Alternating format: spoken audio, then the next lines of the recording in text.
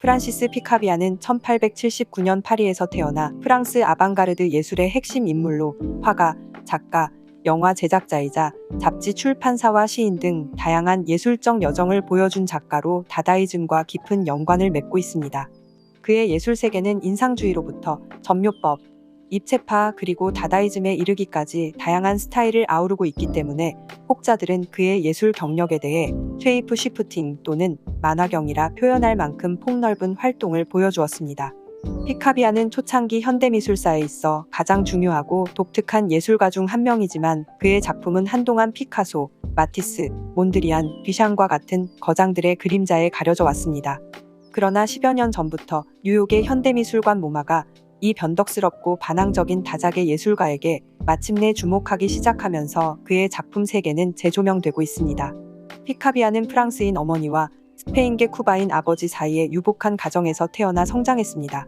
그의 가족은 그가 예술 경력을 추구하도록 크게 지지했다고 알려져 있으며 어머니가 사망한 후에도 아버지는 그의 예술적 재능을 계속해서 격려했고 피카비아는 그의 조부의 스페인 미술 작품 컬렉션을 따라 그리는 방식으로 미술을 연마했습니다.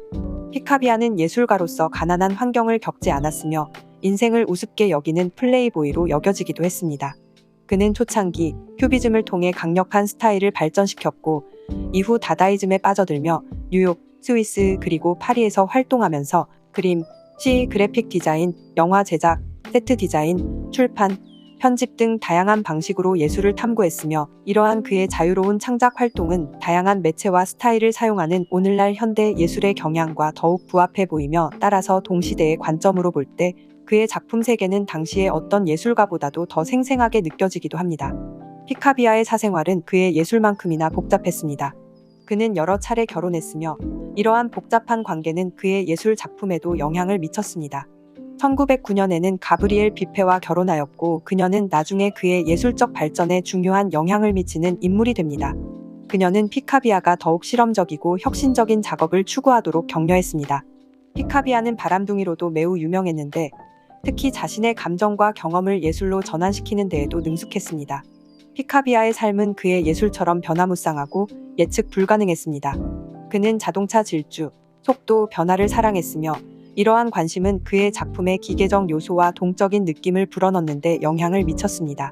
그는 100대가 넘는 자동차를 소유했다고 하는데 이는 당시로서도 매우 드문 일이었습니다.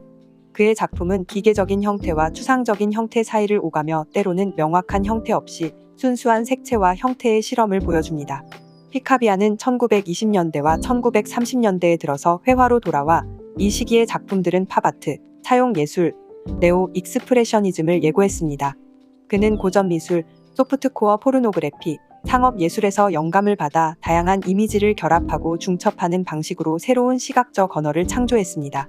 피카비아의 예술은 그가 살았던 시대를 넘어 현재에도 중요한 의미를 지닙니다. 그는 초기 현대주의의 두 가지 주요 경향 사이에서 어느 한 가지의 선택을 거부했습니다. 그는 듀샹으로 대표되는 개념적이고 언어적인 접근과 피카소와 마티스로 대표되는 회화적이고 형식적인 접근 모두를 사랑했습니다. 오늘날 현대미술의 여러 비평가들은 피카비아의 예술이 우리에게 현대 예술의 역사를 더 개방적이고 더 복잡하며 이분법적이지 않은 방식으로 생각하게 만든다는 점을 강조합니다. 프란시스 피카비아의 작품은 시대를 초월한 예술적 가치와 혁신을 보여주었고 그의 예술은 우리에게 예술이 단순히 미적 즐거움을 넘어 사회적, 문화적 맥락 속에서 다양한 의미를 생성할 수 있는 힘을 가지고 있음을 상기시켜줍니다. 이번 동영상은 2016년 뉴욕타임즈의 수석 예술비평가 로베르타 스미스가 기고한 비평글 Francis Picabia, The Playboy Prankster of Modernism을 바탕으로 제작했습니다.